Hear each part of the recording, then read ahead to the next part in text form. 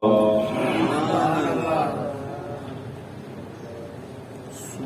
لله رب العالمين.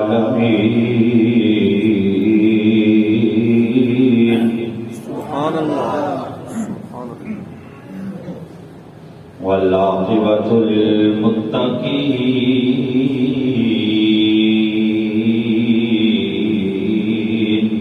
سبحان الله.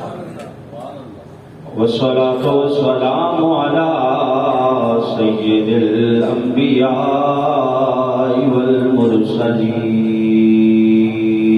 سبحان الله. وعلى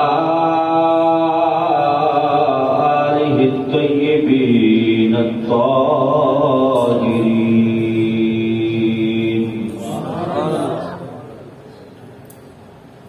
وأوليائه الكاملين. سبحان الله. وعلماء أمته وأهل سنته أجمعين. سبحان الله. أما بعد فأعوذ بالله من الشيطان الرجيم. سبحان الله. بسم الله الرحمن الرحيم. سبحان الله.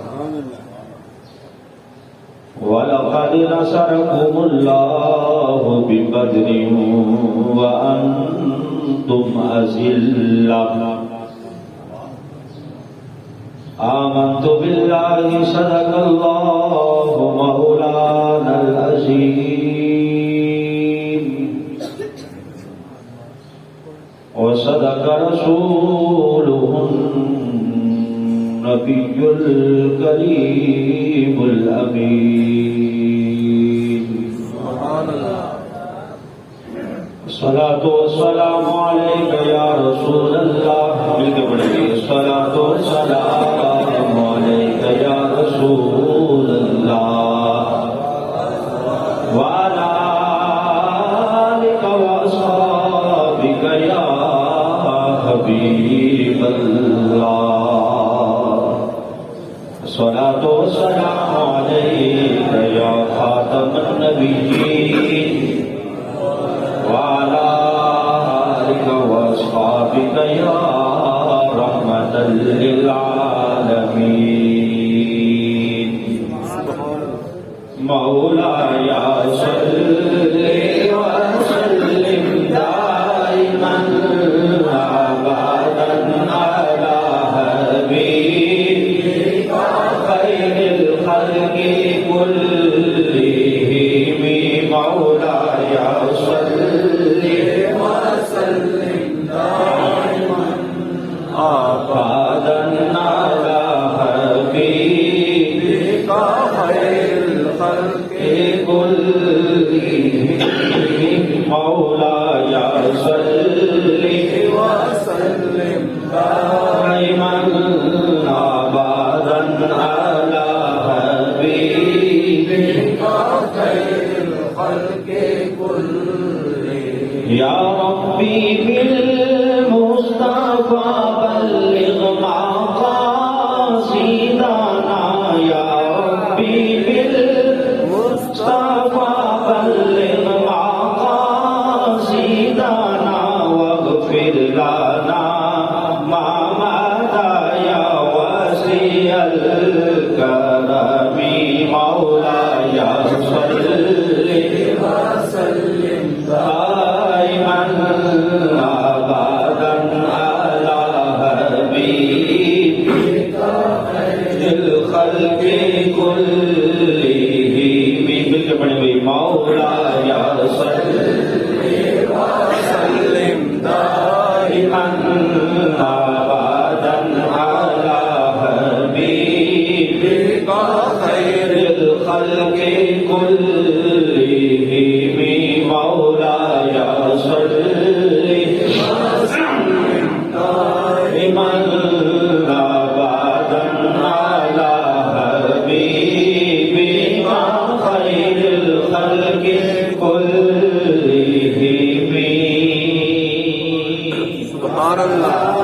سبحان اللہ محتشم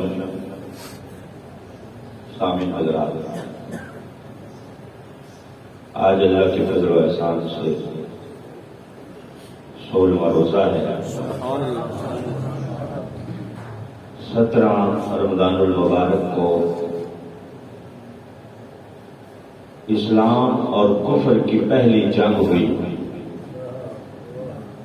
کفر اور اسلام کی پہلی ٹکر،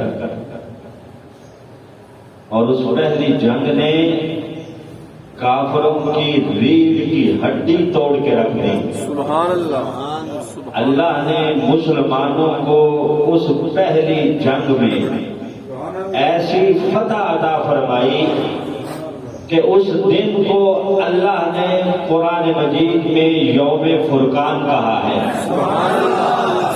فرق کرنے کا دن، حق اور باطل کے درمیان فرق ہو گیا، حق کو اللہ نے فتح عطا فرمائی اور باطل سرنگو ہو گیا۔ پہلی جنگ کفر اور اسلام کی سن 2 ہجری 17 رمضان المبارک جمعۃ المبارک کا دن، سبحان اللہ جمعۃ المبارک کا بابرکت دن۔ اللہ فرماتا ہے وَلَقَدْ نَصَرَكُمُ اللَّهُ بِبَدْرٍ وَأَنْتُمْ أَذِلَّةٌ، اللہ نے بدر میں تمہاری مدد کی۔ کس نے مدد کی بھائی؟ اللہ نے۔ فرمایا اللہ نے بدر میں تمہاری مدد کی اس وقت جب تم بے سر و سامانی کے عالم میں تھے، تم کمزور تھے، نہ تمہارے پاس مال تھا، نہ تمہارے پاس اوزار تھے، نہ تمہارے پاس لڑنے کے لیے ہتھیار تھے، نہ سواریاں تھی۔ اللہ فرماتا ہے کہ اس بے سر و سامانی کے عالم میں جس نے تمہاری مدد کی ہے وہ کوئی اور نہیں ہے، وہ میں خدا وحدہ لا شریک ہوں۔ اللہ فرماتا ہے کہ اللہ نے تمہاری مدد کی۔ کس نے مدد کی بھائی؟ اب اللہ کیا خود آیا تھا تلوار لے کے مدد کرنے؟ فرشتے بھیجے تھے نا، فرشتوں سے مدد کروائی۔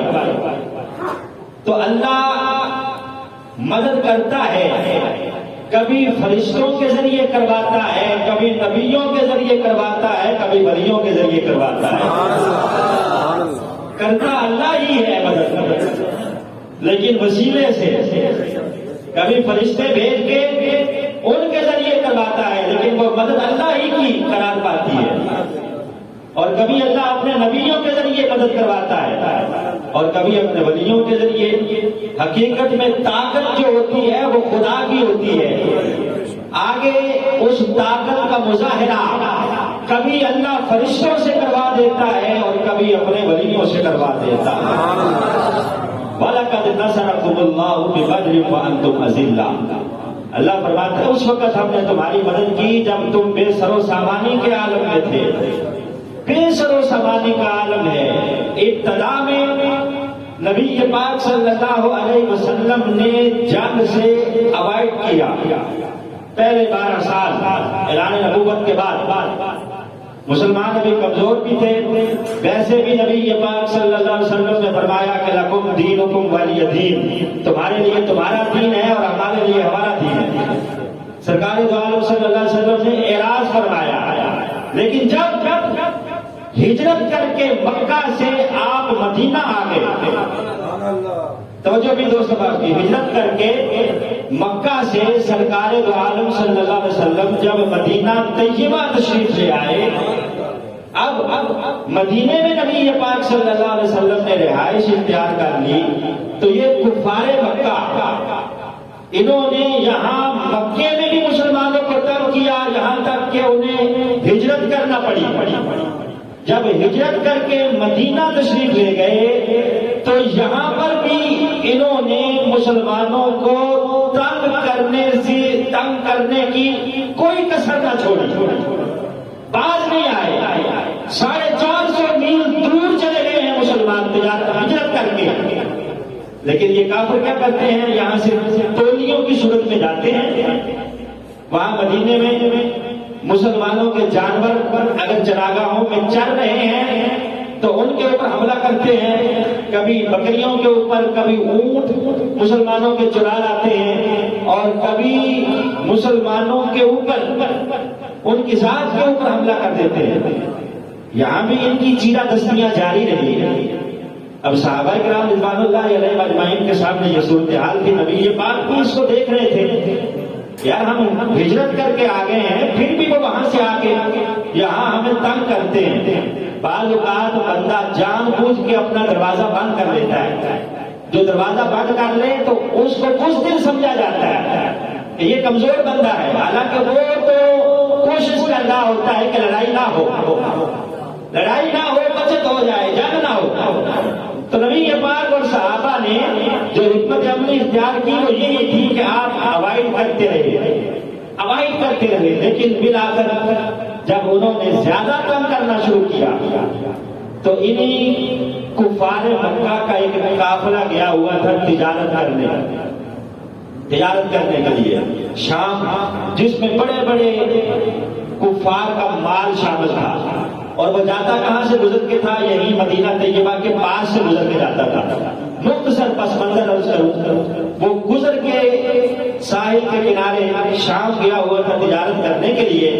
تو ایک روایت کے مطابق نبی پاک نے صحابہ کو جمع کیا اور جنگی حکمت عملی کے پیش نظر فرمایا یہ ہمیں جس طرح تنگ کرنے سے باز نہیں نہ آتے، اسی طرح ان کا قافلہ جب یہاں سے تجارت کر کے لوٹے گا تو ہم ان کا قافلہ روکیں گے، روک کے جو مال تجارت ہوگا ہم اس مال تجارت کو اپنے پاس رکھ لیں گے۔ کیوں کہ وہ ہمارے خلاف جنگ کی تیاری کر رہے ہیں، اور یہ جو مال جا رہا ہے اس مال میں ان کے جنگ کے ہتھیار بھی ہیں اور مال و دولت بھی ہے، وہ ہمارے خلاف اکٹھا ہو رہے ہیں۔ ہم ان کا یہ قافلہ روک کر ان کی معیشت کے اوپر حملہ کریں گے، اور ان کا جو نان و نفقہ ہے اور ان کے جو کاروباری حالات ہیں وہ کمزور ہو جائیں گے۔ اس طرح یہ ہماری حکمت عملی ہوگی کہ ہم ان کا قافلہ روک کر پہلے ان کے اوپر حملہ کر دیں گے، چہ جائے کہ وہ ہمارے اوپر حملہ کریں گے۔ ایک روایت کے مطابق نبی پاک صلی اللہ علیہ وسلم نے صحابہ کرام کو وہ قافلہ روکنے کے لیے اکٹھا کیا، اور سرکار نے اعلان فرمایا کہ کون ہے جو ساتھ جائے گا میرے، تاکہ جا کے اس قافلے کو روکا جائے گا۔ تو جلدی کے عالم میں جتنے صحابہ ہوئے 313 ساتھ چل پڑے۔ ایک روایت کے مطابق نبی پاک صلی اللہ علیہ وسلم نے حضرت بلال سے کہا کہ بلال جاؤ مدینے کی گلیوں میں اعلان کرو کہ مسجد میں جمع ہو جاؤ، میں خطاب کرنا چاہتا ہوں۔ سبحان اللہ۔ سرکار نے کیا فرمایا کہ بلال مدینہ کی گلیوں میں ذرا جا کے اعلان کر کے آؤ کہ سارے مسجد نبوی میں جمع ہو جاؤ، سرکار دو عالم صلی اللہ علیہ وسلم کوئی ضروری بات کرنا چاہتے ہیں۔ اب حضرت بلال نے جیسے ہی مدینے کی گلیوں میں صدا لگائی تو بھر گئی مسجد نبوی، سبحان اللہ۔ سارے اہل مدینہ تشریف لے آئے کہ سرکار دو عالم صلی اللہ علیہ وسلم کو خاص بات کرنا چاہتے ہیں۔ کچا کر مسجد بھر گئی، نبی پاک کھڑے ہوئے اللہ کی حمد و ثنا بیان کی۔ حمد و ثنا بیان کرنے کے بعد ساری صورتحال سے صحابہ کو آگاہ کیا کہ تم جانتے ہو کہ آئے روز کفار مکہ ہمارے اوپر حملہ کرتے ہیں، ہمارا ارادہ ہے کہ ان کو منہ توڑ جواب دیا جائے، اینٹ کا جواب پتھر سے دیا جائے۔ تمہارا کیا ارادہ ہے؟ تمہارا کیا خیال ہے؟ ہر بندہ مشورہ دے کہ تم کیا چاہتے ہو۔ نبی پاک صلی اللہ علیہ وسلم مشورہ مانگتے تھے صحابہ سے۔ جب سرکار دو عالم صلی اللہ علیہ وسلم نے مشورہ مانگا تو سب سے پہلے جو اٹھ کے کھڑے ہوئے وہ حضرت صدیق اکبر رضی اللہ عنہ اور ساتھ ہی حضرت فاروق اعظم رضی اللہ تعالیٰ دونوں کھڑے ہو گئے۔ کیا کہا؟ حضرت سیدنا صدیق اکبر اور حضرت فاروق اعظم دونوں نے اٹھ کے کھڑے ہو کے عرض کیا کہ حضور ہم آپ کے کہنے پر ہم اپنا گھر چھوڑ آئے ہیں، مکے جیسا شہر چھوڑ آئے ہیں، اپنی بیوی بچے چھوڑ آئے ہیں، حضور ہم نے سب کچھ چھوڑ کے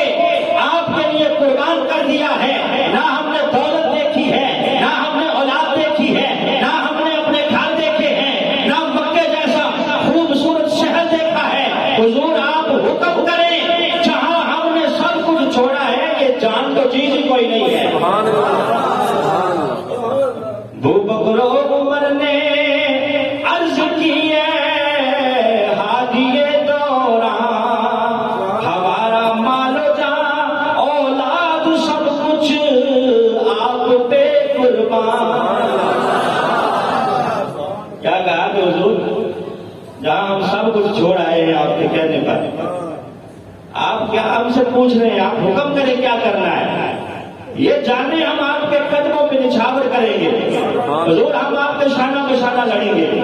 नबी पाक सल्लल्लाहु अलैहि वसल्लम ने हज़रत अबू बकर और उमर की बात सुनी, तो सुन के सरकार खामोश हो गए। ये लोग तो वो थे ना जो हिजरत करके सरकार के साथ आए थे।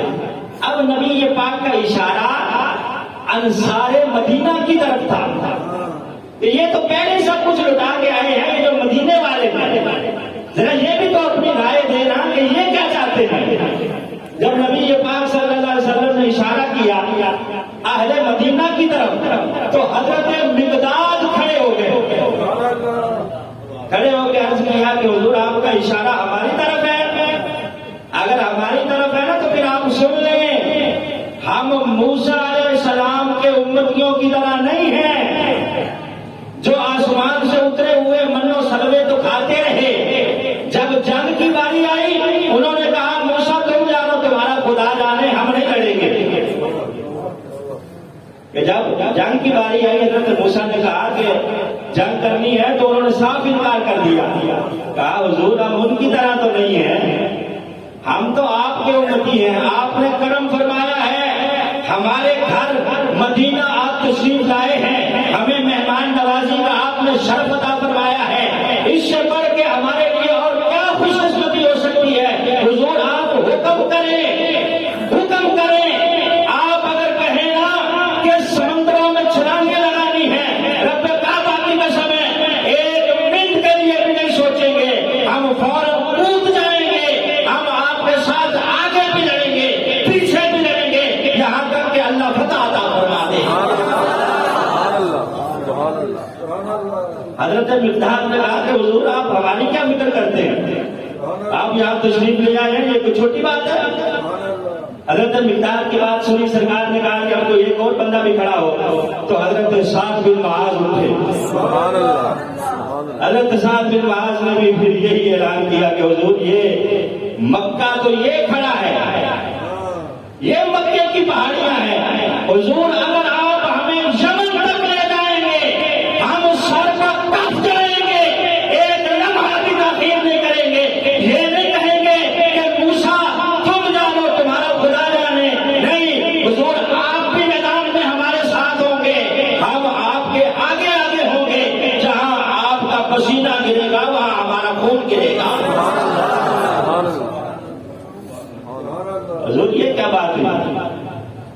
अगर मुहाजिरीन ऐलान कर रहे हैं जानिसारी का, तो साथ ही अंसारे मदीना भी ऐलान कर रहे हैं। अब नबी पाक सल्लल्लाहु अलैहि वसल्लम के चेहरे पे मुस्कुराहट है, क्योंकि सरकार चाहते हैं कि एक मरतबा उनको जवाब दे दिया जाए, और रब की मर्जी भी ये है कि एक दफा कुफारे मक्का की कमर तोड़ दी जाए, उनके साथ मुकाबला किया जाए। नबी पाक ने कहा चलो भाई ठीक है, फिर जंग के लिए अपने अपने नाम लिखवाओ। अब नाम लिखवाए जा रहे हैं, लिस्टें तैयार हो रही हैं। कोई आगे कहता है कि जनाब मेरा भाई जंग के लिए जाएगा, मेरे अब्बा जान जाएंगे, मेरा बेटा जाएगा, इस तरह लिस्टें तैयार हो रही हैं, नाम लिखे जा रहे हैं। सरकार दो आलम सल्लल्लाहु अलैहि वसल्लम ने देखा कि एक खातून है, उसने दुपट्टे की बुक्कल मारी हुई है और वो मस्जिद नबवी के दरवाजे से अंदर दाखिल हो रही है। नबी पाक ने पूछा हाँ बीबी किस तरह आई हो?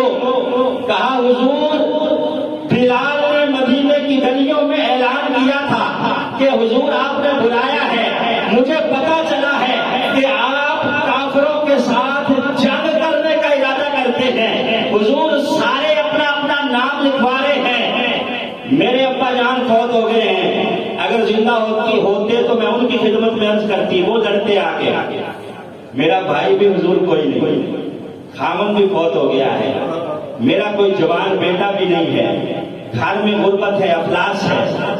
कहा फिर क्या चाहती हो? कहा मैंने हर तरफ नजर दौड़ाई है, कुछ भी पेश करने के लिए मुझे नजर नहीं आया, चूंकि हुजूर आपने पहली मर्तबा हमसे कुछ मांगा है तो मुझसे रहा नहीं गया।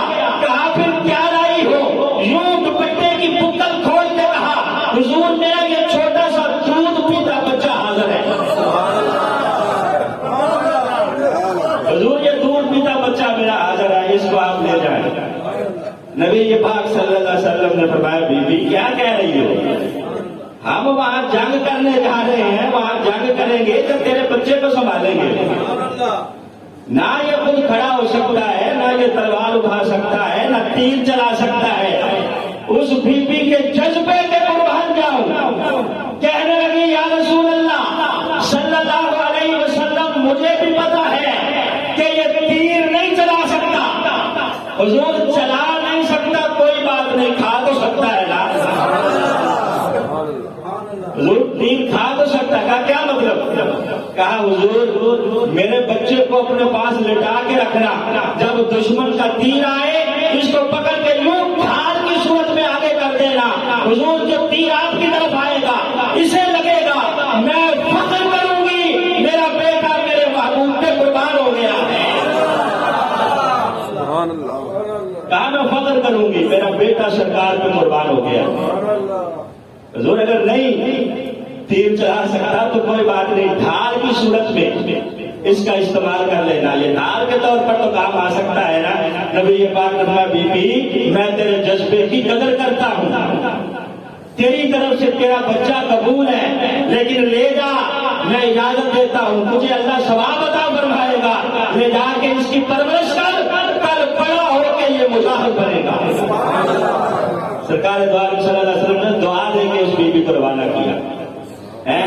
अब हर कोई नाम लिखा रहा है, बाहर मदीने की गली में बैठ कर बीबियां बातें कर रही हैं आपस में। कोई कह रही है कि मेरा बाप जा रहा है जंग पर, कोई कह रही है दूसरी को कि मैं बड़ी खुशकिस्मत हूँ, मेरा बेटा भी जा रहा है, मेरा बाप भी जा रहा है, मेरा खावत भी जा रहा है। एक साथ बीबी बैठी है, उसकी आंखें छम बरसने लगी, आंखों से आंसू जारी हो गए। कहा तुम क्यों रोती हो? कहा तुम्हारे तो बड़े हैं जा रहे हैं, मेरा भी काश कोई बड़ा होता तो वो भी जाता, मैं भी फख्र करती। इतने में ना उस खातून को रोता हुआ देखकर उसके दो बच्चे, एक की उम्र है एक रवायत के मुताबिक 9 साल और दूसरे की है 11 साल, वो दोनों दौड़ते हुए मां के पास आए, आके गले में अपनी बाहें डाल के कहने लगे अम्मा जान क्यों रो रही हो? कहा इसलिए रो रही हूं। कहा अम्मा फिक्र न कर, तू हमें इजाजत दे, हम जाएंगे और जाके तेरी तरफ से और अपनी तरफ से हम लड़ेंगे। कहा बच्चों वहां मैदान कारजार है, जंग का मौसम है, वहां तलवारें चलेंगी, तीर चलेंगे, वहां बड़ी शिद्दत का आलम होगा, तुम तो अभी छोटे हो। कहा अम्मा वहां उम्रें नहीं देखी जाती, वहां तो जज्बे देखे जाते हैं, वहां कोई उम्रों से थोड़ी लड़ाइयां होंगी, वहां तो जज्बों से होंगी, आप हमें इजाजत तो दें। ये दोनों बेटे कौन से हैं? एक का नाम मुआज है और दूसरे का नाम मोहब्बस है। अब मां ने तलवारें छोटी छोटी दे के सरों पे पगड़ियां बांध के कहा जाओ। मस्जिद नबवी में कतार बनी हुई है, मुजाहिदीन अपने अपने नाम लिखवा रहे हैं। ये दोनों नन्हे मुजाहिद जब पास आए, नबी पाक ने सबसे निकाल के कहा कि बेटा तुम तो अभी छोटे हो, तुम्हारे कद छोटे हैं, तुम कैसे लड़ोगे? जाओ वापस जाके अपनी माँ की खिदमत करो, अल्लाह तुम्हें जहाद का स्वाब अता फरमाएगा। कहा हुजूर आप हमें कह रहे हैं कि माँ की खिदमत करें, खुदा की कसम है हम माँ से चोरी नहीं आए, माँ से इजाजत लेके आए हैं, हम कोई भाग के थोड़ी आए हैं, अम्मा ने हमें खुद तैयार करके भेजा है। ये पहली टक्कर हो रही है काफिरों की और मुसलमानों की, जिसे जंगे बदर कहा जाता है, पहला मार्का है। मुसलमानों का जज्बा देखें, जवान तो जवान, बच्चे भी अपने आप को पेश कर रहे हैं। सरकार दो आलम सल्लल्लाहु अलैहि वसल्लम ने एक साथी से कहा जरा इनके कद नापो। अच्छा तुम्हारे कद नाप लेते हैं, देखते हैं कि शायद तुम पेश आ जाओ या तुम जो है वहां जंग में काम आ जाओ। तारीख के अंदर आता है जब वो साहबी कद नापने लगे ना तो ये एड़ियां उठाकर पंजों के बाद ये ऐसे करके खड़े हो गए ताकि हमारा कद कुछ ना कुछ तो लंबा हो जाए। पंजों के ऊपर खड़े हो गए। खैर नबी पाक सल्लल्लाहु अलैहि वसल्लम ने बड़े को कबूल कर लिया, मैं बड़े तुम चलो साथ, छोटे तुम घर जाओ। जब ये कहा तो वो छोटा नबी के पाक सल्लल्लाहु अलैहि वसल्लम के पास आके कहने लगा हुजूर मुझे आप भेज रहे हैं میرے بھائی کو تو آپ لے جا رہے ہیں، کہا اس کا قد لمبا ہے، کہا حضور لمبا قد تھوڑی وہاں دیکھا جانا ہے، وہاں تو طاقت دیکھی جانی ہے، جہاں تک طاقت کا تعلق ہے میری طاقت اس سے زیادہ ہے، مجھ میں زیادہ طاقت ہے، اس کا قد ہی لمبا ہے، بس آپ اس کا قد نہ دیکھیں، طاقت مجھ میں زیادہ ہے۔ کہا کس طرح پتا چلے گا؟ کہا حضور کشتی کروا لیں، کشتی کروائے ابھی پتا چل جاتا ہے۔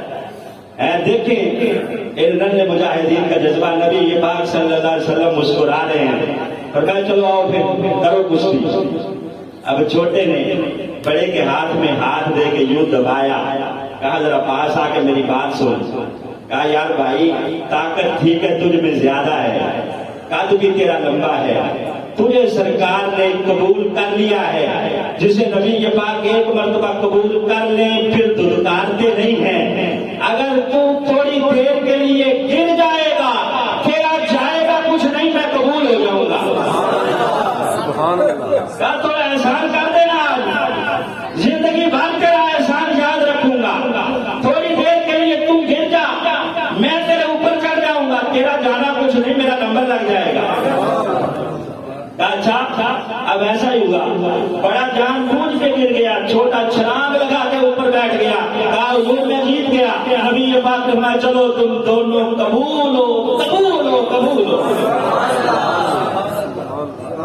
ایک عورت آ گئی نبی پاک صلی اللہ علیہ وسلم کی خدمت میں، بوڑھی خاتون ہے، لاٹھی دیکھتے ہوئے آ رہی ہے۔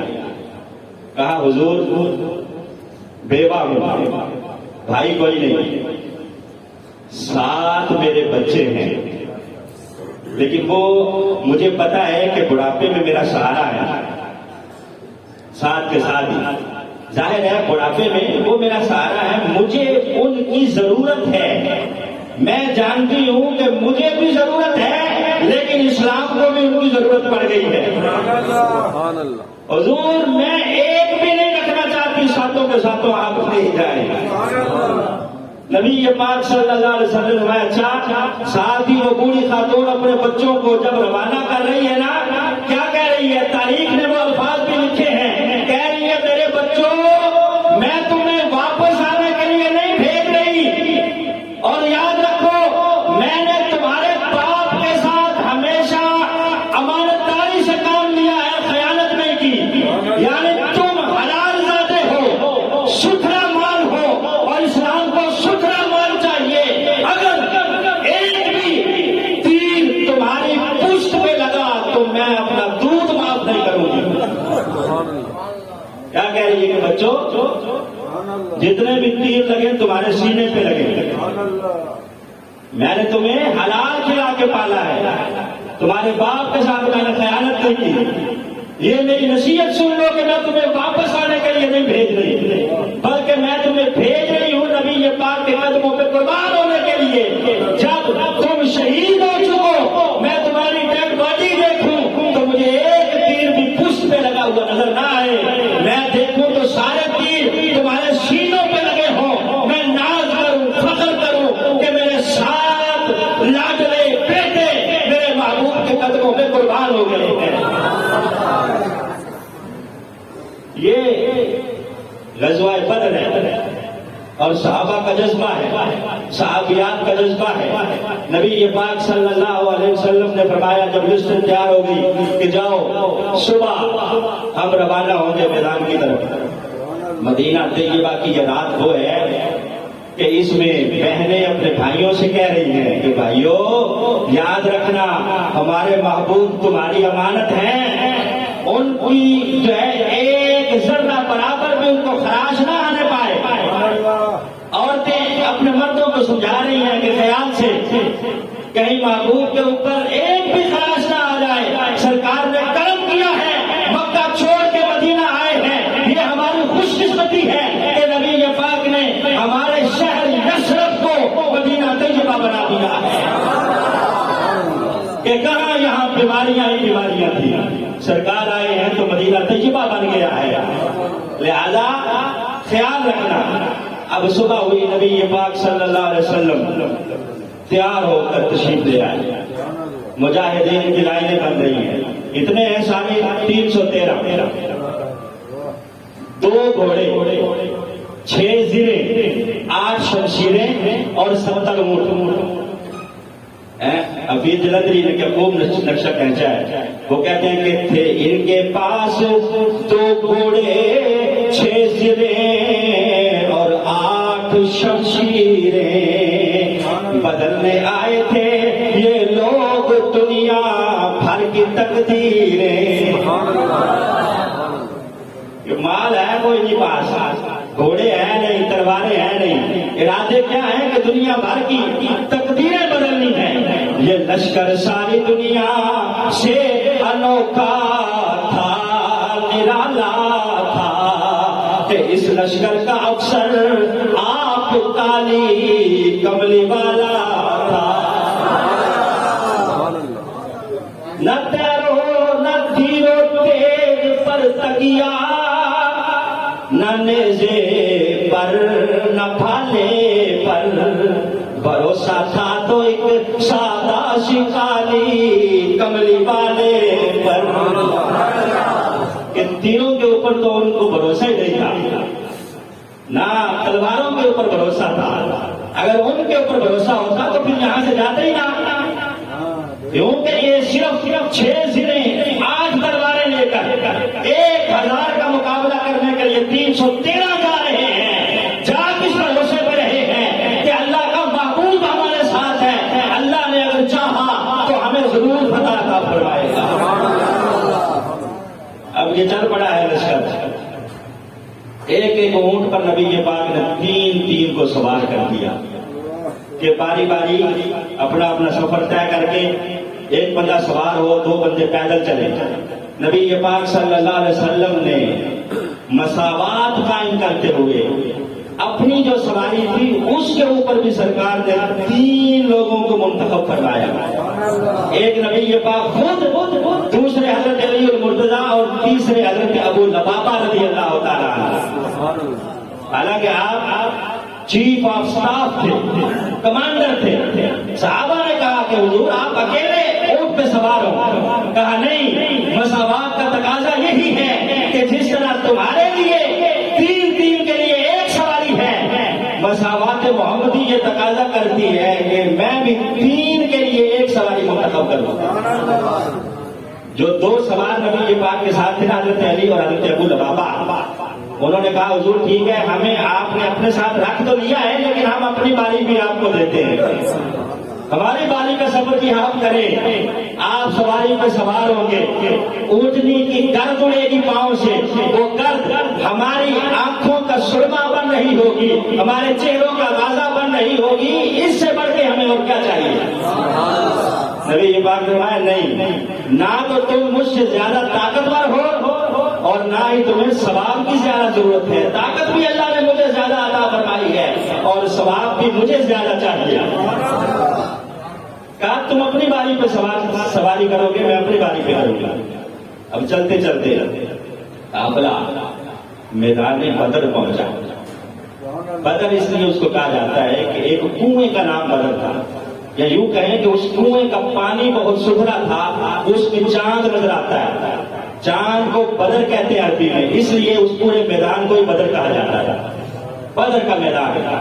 وہاں کافروں نے پہلے اچھا علاقہ منتخب کر لیا، چکنی پکی مٹی والا علاقہ، اور یہ جو علاقہ بچا ہے یہ ریت والا علاقہ ہے جہاں مسلمانوں نے آ کے ڈیرے لگائے ہیں. اب بظاہر تو ان کے پاس علاقہ اچھا تھا، ان کے پاس ریت تھی، ریت کے اوپر چلنا بھی دشوار تھا. لیکن اللہ رب العزت کی کرنی یہ ہوئی. قرآن کہتا ہے اِذْ يُغَشِّيكُمُ النُّعَاسَ أَمَنَةً مِّنْهُ وَيُنَزِّلُ عَلَيْكُم مِّنَ السَّمَاءِ مَاءً لِّيُطَهِّرَكُمْ. کہ ہم نے جو پہلی مدد کی بدر کے میدان میں، وہ اپنے جو ہے بندوں کی اس طرح کی کہ وہ تھکے ہوئے تھے، ہم نے ان کے اوپر نیند غالب کر دی. نیند غالب کر دی، انہوں نے آرام کیا. اور دوسری مدد یہ کی کہ ہم نے آسمان سے بارش برسا دی، ٹھنڈی ہوا چلی، بارش برسی. بارش برسنے سے ریت بیٹھ گئی اور وہ جو اچھی زمین تھی وہاں کیچڑ بن گیا. اب کافر وہاں پھسلتے پھرتے ہیں اور صحابہ فخر کے ساتھ چل رہے ہیں. یہ اللہ نے پہلی مدد فرمائی بدر کے میدان میں، جس کو قرآن نے ذکر کیا کہ اس یبشرکم الناس، اگر جب تم تھکے ہوئے تھے، حوصلے بھی تمہارے پست تھے، ہم نے تمہارے اوپر نیند کا غلبہ کیا تاکہ تمہاری تھکاوٹ اتر جائے، اور ہوا ایسی چلائی جو ٹھنڈی ہوا تھی، بارش برسائی جس سے مسلمانوں کے پانی کے کنویں بھر گئے۔ اب یہ پانی بھی پی رہے ہیں، مطمئن ہیں۔ صبح جنگ ہونی ہے، نبی پاک صلی اللہ علیہ وسلم عریش کے اندر چھپر کے نیچے، جو سرکار کے لیے چھپر بنایا گیا ہے، چھپر لگا کر کھجور کے تنے نبی پاک کے لیے بنا دیا گیا ہے کہ حضور آپ اس لشکر کے سردار ہیں، آپ اس چھپر کے نیچے تشریف رکھیے گا، ہم لڑیں گے، آپ یہاں سے اونچی جگہ پر چھپر بنا دیا ہے، آپ یہاں سے جنگ کا معائنہ کیجیے گا۔ اب رات کو سارے سوئے ہوئے ہیں، اس چھپر کے اوپر نبی پاک کے جو باڈی گارڈ ہیں وہ حضرت صدیق اکبر ہیں۔ حضرت صدیق اکبر فرماتے ہیں میں نے دیکھا ہے ساری رات سرکار نے سر سجدے میں رکھا اور یا حیّو یا قیوم کی صدائیں لگاتے رہے اور عرض کرتے رہے یا اللہ جو سارا میرا سرمایہ تھا، یہ 313 وہ ہیں جو میری کل کمائی ہے، یہ سارا میرا سرمایہ میں لے کے میدان میں آ گیا ہوں، اگر یہ باقی نہ رہے تو زمین پہ تیرا نام لینے والا کوئی باقی نہیں رہے گا، تیرا نام لینے والا کوئی باقی نہیں رہے گا۔ سرکار رو رو کے جب آہیں کرتے ہیں تو حضرت صدیق اکبر کہتے ہیں کہ نبی پاک کی چادر مبارک سرک کر نیچے آ جاتی ہے، میں اٹھا کے دوبارہ سر پہ رکھتا ہوں اور کہتا ہوں حضور حوصلہ کیجئے، اللہ اپنا وعدہ پورا کرے گا، اللہ ضرور ہمیں فتح عطا فرمائے گا۔ یہاں تک کہ اللہ نے آیا مبارکہ کا نزول فرما دیا، استغیثون ربکم فاستجاب لکم انی ممدکم بألف من الملائکۃ مردفین۔ کہ اس وقت جب آپ معبود دعا مانگ رہے تھے تو ہم نے دعا قبول کی اور تمہارے ساتھ وعدہ کیا کہ پریشان نہ ہو، ہم 1000 فرشتہ بھیجیں گے اور فرشتوں کے ذریعے تمہاری مدد کریں گے۔ اب جب اللہ کی مدد آ گئی نا، مدد کا وعدہ آ گیا، سرکار کا چہرہ خوشی سے کھل اٹھا۔ صبح فجر کے وقت صحابہ منتظر ہیں کہ کب سرکار تشریف لائے، اور دیکھیں نبی پاک کیا فرماتے ہیں، دیکھیں رات کال ملی ہے کہ نہیں ملی، نبی پاک صلی اللہ علیہ وسلم آ کے کیا فرمائیں گے؟ جب سرکار آئے ہیں آگے کیا کہا، صحابہ بے فکر ہو جاؤ، اذ یقول للمؤمنین الن یکفیکم ان یمدکم ربکم بثلاثۃ آلاف من الملائکۃ منزلین۔ اللہ نے کہا تھا کہ 1000 بھیجوں گا، نبی پاک نے کیا فرمایا؟ فرمایا صحابہ مطمئن رہو، اللہ 3000 فرشتے بھیج کے ہماری مدد کرے گا۔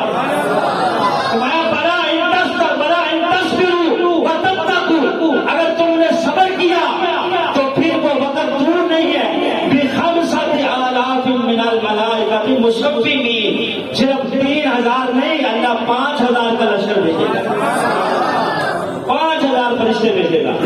اب اللہ نے یہ نہیں فرمایا محبوب میں نے تو 1000 کہا ہے، آپ اپنی طرف سے بڑھا بڑھا کے بیان کیے جا رہے ہیں، کبھی کہہ رہے ہیں کہ 3000 کا لشکر آئے گا، کبھی کہہ رہے ہیں کہ 5000 کا لشکر آئے گا، نہیں، بلکہ اللہ رب العزت خاموش ہے، آیا مبارکہ کا نزول نہیں فرمایا، سرکار کے چہرے کی طرف رب دیکھ رہا ہے کہ محبوب تو نے اگر 5000 کہہ دیا ہے تو ہم 5000 ہی بھیج دیں گے۔ اذ یوحی ربک الی الملائکۃ انی معکم، صرف 5000 ہی نہیں بھیجیں گے، رب فرماتا ہے میں خود بھی تمہارے ساتھ ہی ہوں گا، انی معکم۔ سورہ انفال ہے، اللہ فرماتا محبوب پریشان نہ ہو، صرف 5000 نہیں، تیرے منہ سے نکل گیا ہے 5000، تو اسی 5000 پہ اکتفا نہ کرنا، بلکہ میں رب بھی تو تمہارے ساتھ ہی ہوں۔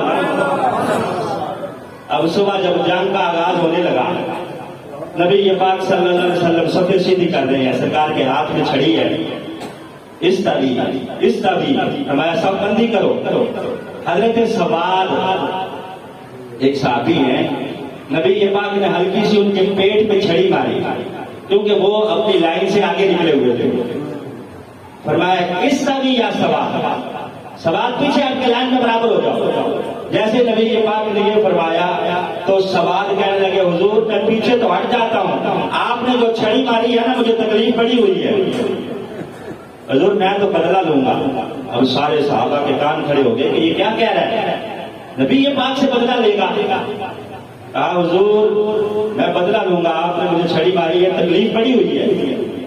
اب صحابہ دیکھ رہے ہیں سوال کیا کہہ رہے ہو. نبی پاک نے چھڑی اس کے ہاتھ میں دے دی. کہا لو بدلہ لے لو. کہا حضور اس طرح تو تقاضا پورا نہیں ہوگا. آپ دیکھ رہے ہیں کہ میرے جسم پہ کرتا نہیں ہے. جب آپ نے جنگ کے لیے بلایا تھا نا میں ننگا تھا, صرف میں نے دھوتی پہنی ہوئی تھی, کرتا میرے جسم پہ نہیں تھا. حضور میں تو ویسے ہی دوڑ کے آ گیا ہوں کہ آپ نے بلایا. جب آپ نے چھڑی ماری تو میرا جسم ننگا تھا, اس لیے میں چاہتا ہوں کہ آپ بھی اپنا قمیض اٹھائیں تاکہ عدل کے تقاضے پورے ہوں. اب نبی یہ پاک نے غصے کا اظہار نہیں کیا, کورٹ مارشل کا حکم نہیں دیا, بلکہ سرکار نے فرمایا بلال میری کمر سے ذرا کرتا ہٹا دو تاکہ یہ میرا صحابی بدلہ لے سکے. جب نبی یہ پاک نے کرتا ہٹایا کہا اس نے بدلہ لینا تھا. سرکار کی مہر نبوت دیکھی تو چمٹ گیا ساتھ, بوسا دیا. کہا حضور میری کہاں جرأت ہے کہ میں آپ سے بدلہ لے سکوں. حضور میدان کارزار سجا ہے, کسی کو اپنے بچے یاد آ رہے ہیں, کسی کو اپنی بہنیں اور بھائی یاد آ رہے ہیں. حضور میری آخری خواہش تھی کہ میرا جسم آپ کے جسم کے ساتھ لگ جائے. اللہ نے وہ خواہش میری پوری کر دی ہے. بدلہ کس نے لینا ہے حضور, آپ کی بس جسم کے ساتھ جسم لگانا چاہتا تھا, وہ اللہ نے خواہش پوری کر دی. اب ادھر سے کافر جو ہے وہ پکار رہے ہیں حل من مبازرین, حل من مبازرین. شیبہ, عتبہ اور ولید بڑے بڑے تین پہلوان کافروں کے میدان میں نکلے ہوئے ہیں کہ آئے کوئی ہمارے مقابلے میں. نبی پاک نے ادھر سے تین مجاہد جو انصار مدینہ میں سے ہیں, حضرت عوف, افرا اور عبداللہ بن رواحہ, ان تینوں کو مقابلے میں بھیجا کہ جاؤ تم ذرا ان کے مقابلے میں, یہ بڑا چلا رہے ہیں.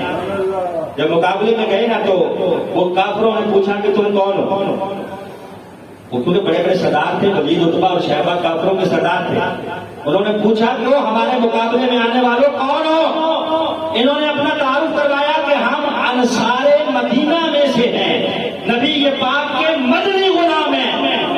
کہا تم مدینے کے رہنے والے بدھو کہاں, ہم مکے کے سردار کہاں, ہم تمہارے ساتھ لڑیں گے, ہماری توہین ہے.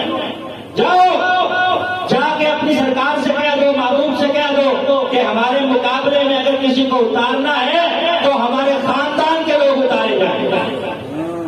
اور ایسے مکہ کہہ رہے ہیں کہ ہمارے مقابلے میں ہمارے خاندان کے لوگ بھیجیں, ہم ان بدھوؤں سے لڑیں, ان دیہاتیوں سے لڑیں, یہ ہماری شان کے خلاف ہے. اب یہ تینوں مجاہد واپس آ جاتے ہیں, کہتے ہیں حضور ان کا تو غرور ہی بڑا ہے. کیا کہتے ہیں حضور, وہ کہہ رہے ہیں کہ ہمارے مقابلے میں کوئی آئے. اچھا یہ کہتے ہیں جب یہ کہا نا حضرت علی المرتضیٰ شیر خدا نعرہ لگایا, تلوار لہرائی, کہا حضور میں حاضر ہوں.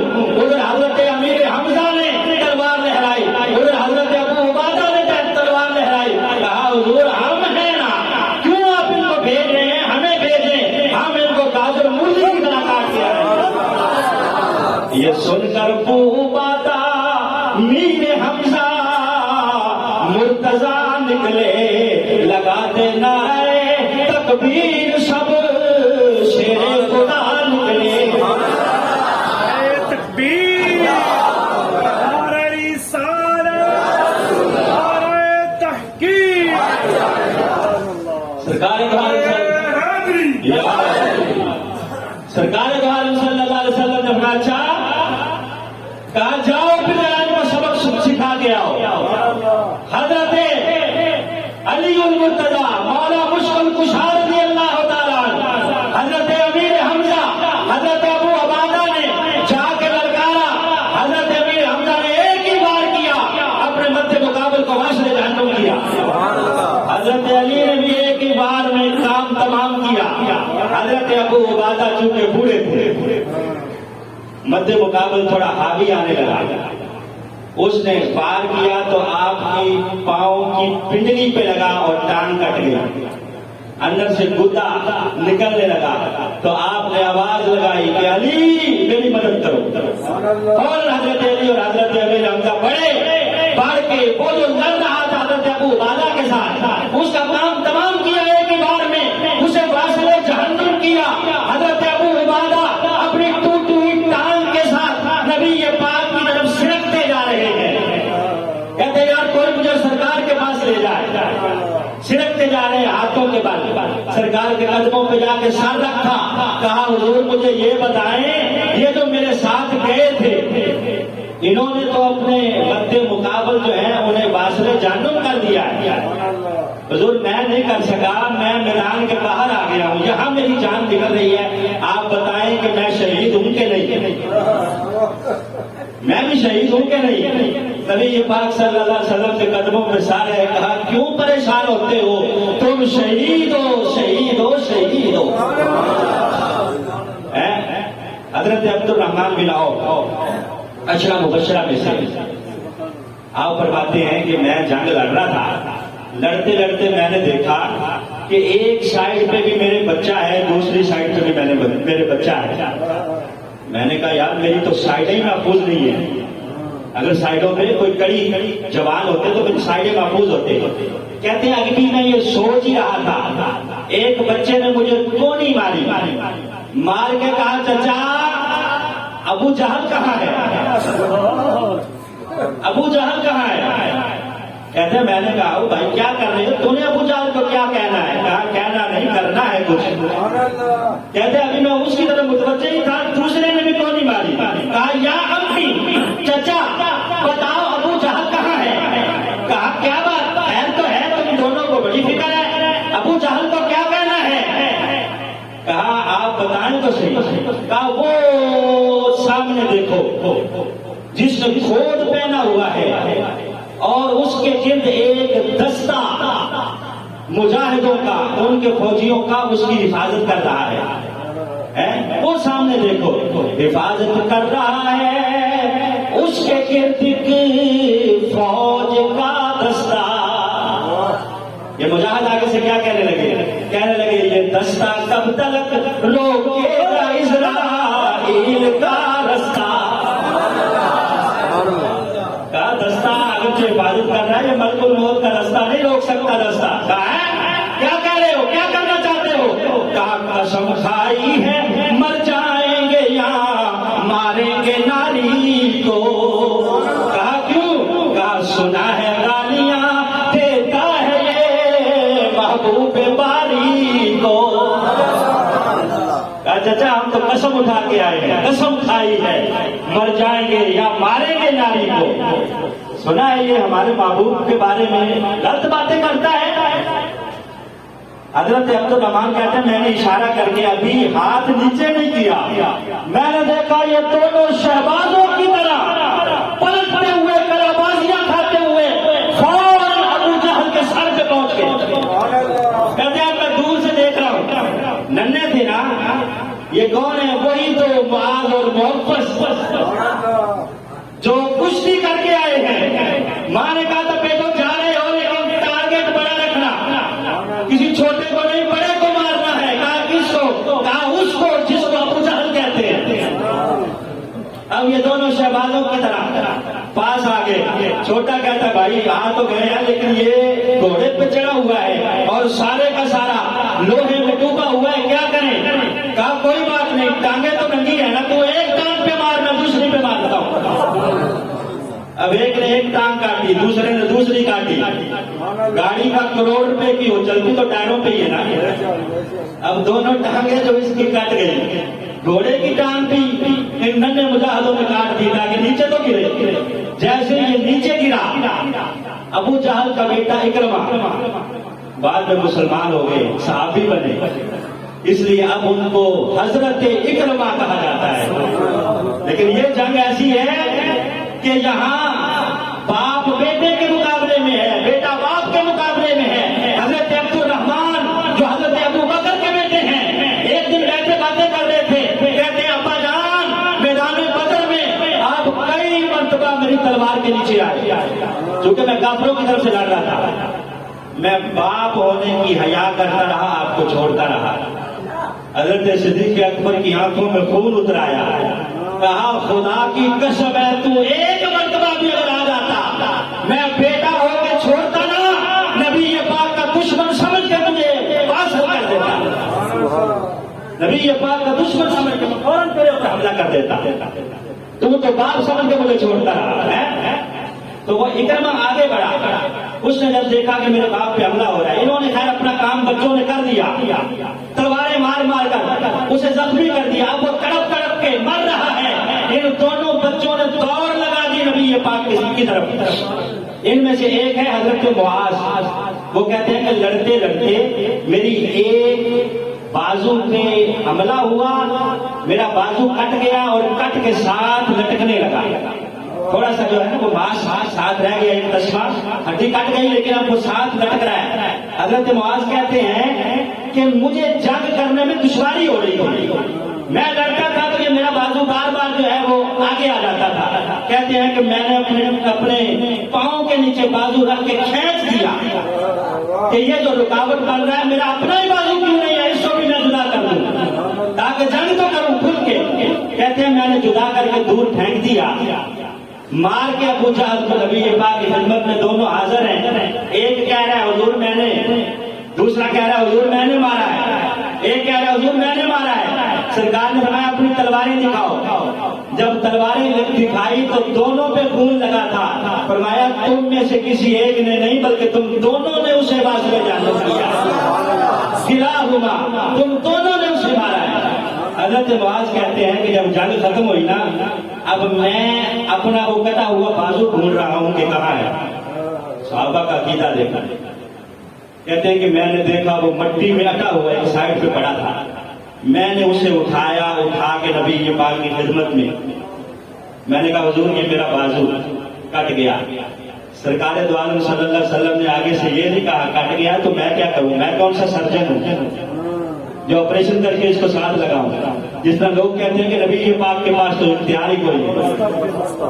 سرکار دو عالم صلی اللہ علیہ وسلم نے یہ نہیں کہا کہ اتنی دیر ہوئی کٹے کو, جراثیم کا حملہ ہے, اس کو مٹی بھی لگی ہے, میں کیا کر سکتا ہوں. سرکار دو عالم صلی اللہ علیہ وسلم ہے کوئی بات نہیں, آگے آؤ معاذ بیٹا میرے پاس بیٹھو. آپ پاس بیٹھے. سرکار نے یوں کر کے آب شفا اپنے شفا خانہ سے نکال کر حضرت معاذ کے بازو پہ لگا کر ساتھ لگا کے اوپر چادر دی, ہاتھ پھیرا, کہا معاذ اب ذرا اپنے پر ہلاؤ. جب دونوں ہلائے ہیں حضرت معاذ کہتے ایسے لگا جیسے بازو کٹا ہی نہیں تھا بلکہ اللہ نے پہلے سے زیادہ طاقت عطا فرما دی. حضرت عکاشہ رضی اللہ تعالیٰ لڑتے لڑتے آپ کی تلوار ٹوٹ گئی. کہتے تلوار ٹوٹ گئی. پہلے ہی 8 تلواریں کل تھی 313 کے پاس, ایک ٹوٹ گئی ہے. کہتے ہیں میں پریشان ہوا, یہاں کوئی لوہار کی دکان بھی نہیں ہے کہ اس سے جا کے جڑواؤں, میدان کارزار ہے. کہتے ہیں اب میں اسی پریشانی کے عالم میں دوڑا سرکار کی طرف. سرکار یہ تلوار ٹوٹ گئی ہے, کیا کروں, 2-3 ٹکڑے ہو گئے. کہا کوئی بات نہیں پھینکو. نبی پاک نے یوں کر کے چھپر میں سے کھجور کا ایک تنا کھینچ کے فرمایا یہ لو نئی تلوار لے لو اور جا کے لڑو. حضرت عکاشہ کہتے ہیں یہ جو سرکار نے تنا مجھے دیا تھا کھجور کا, میں حیران رہ گیا, میری تلوار سے زیادہ کام کر رہا تھا. اتنا میری تلوار بھی کافروں کو نہیں کاٹ رہی تھی جتنا یہ کاٹ رہی ہے تلوار. کہتے ہیں میرے ساتھ ہی حضرت سلمہ بن اسلم صحابی, یہ بھی مجاہد ہیں, وہ لڑ رہے تھے. وہ میری تلوار کو بار بار دیکھ رہے ہیں, حیران ہو رہے ہیں اور پوچھ رہے ہیں عکاشہ یہ وہی پہلے والی تلوار ہے. کہتے ہیں میں نے کہا نہیں وہ نہیں ہے. کہا وہ کہاں گئی. کہا وہ تو ٹوٹی ہوئی وہ پڑی ہے. کہا پھر یہ نہیں کہاں سے لائے ہو. حضرت عکاشہ کہتے ہیں میں نے کہا سلمہ جب یہ ٹوٹی تھی نا میں سرکار کے پاس گیا, سرکار نے لکڑی مجھے دے دی, اللہ نے اسے تلوار بنا دیا ہے. حضرت سلمہ کہتے ہیں پہلے میں بڑی احتیاط کے ساتھ لڑنا تھا کہ میری تلوار ٹوٹ نہ جائے, لیکن اب مجھے یقین ہو گیا کہ ٹوٹتی ہے تو ٹوٹ جائے, یہاں تو نہیں بھی مل رہی ہے. کہتے بلکہ مجھے خواہش ہوئی کہ جلدی ٹوٹے تاکہ میں بھی جا کے سرکار سے نہیں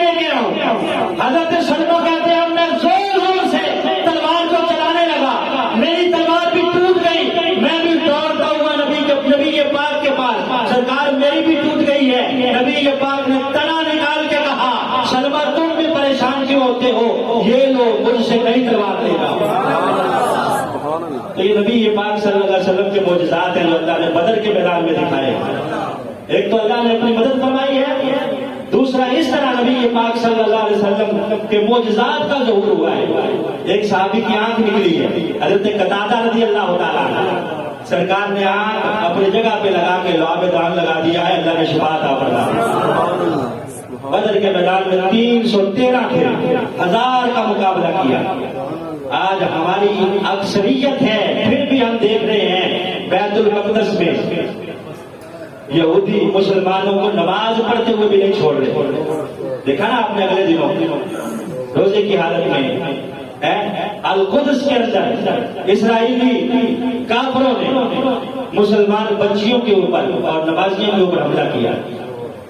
کیوں اس طرح ہو رہا ہے؟ آج تو ہماری تعداد بھی زیادہ ہے, 150 سے زیادہ ممالک ہیں مسلمانوں کے, لیکن بات یہ ہے کہ اس وقت غیرت تھی, ایمان کی دولت تھی. اقبال کہتا ہے فضائے بدر پیدا کر, فرشتے تیری نصرت کو اتر سکتے ہیں گردوں سے قطار اندر قطار اپنی.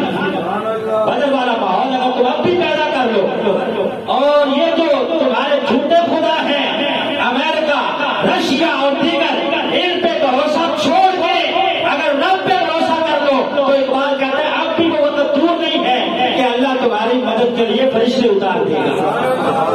دعائے اللہ مسلمانوں کو پتہ عطا فرمائے اور عزت والی زندگی عطا فرمائے. بات کو دعویٰ یا الحمدللہ.